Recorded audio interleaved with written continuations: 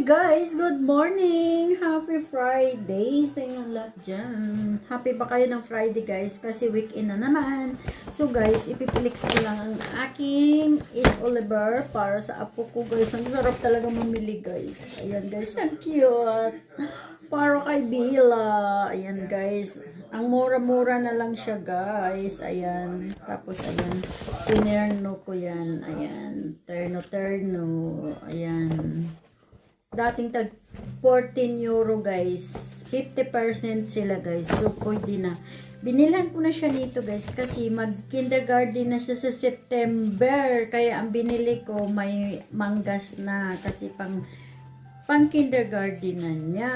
Kasi nga, ayun, malamig na sa September. Ang dami sana pang summer. Kaso lang, nasa bakasyon na sila sa dagat. So, hindi na. Tapos ito pa guys, isa. Dalawang fur. Pero iniisip ko ba, babalik pa ako. Charot. Naluluka ako guys. Ayan. Mayroon pa ako isa doon bibilhin. Ayan.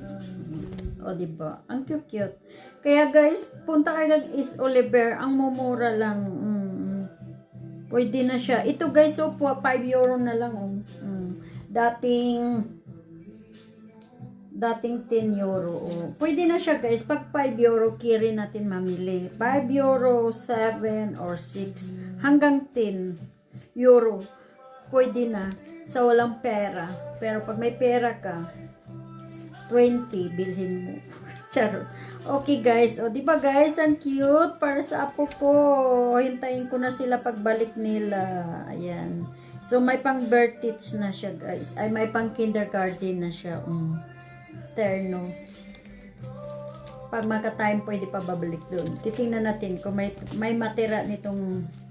Ay, bayad na lahat na nga pala ang ano ko. Lahat ng bayad. May natira pa yata guys. O, ayun. O, shout out sa may mga baby dyan. Punta kayo ng Is Oliver. Ang sarap mamili. Ang mumura. Pwede nga, bibili nga ako para pang summer, para next year. Charot.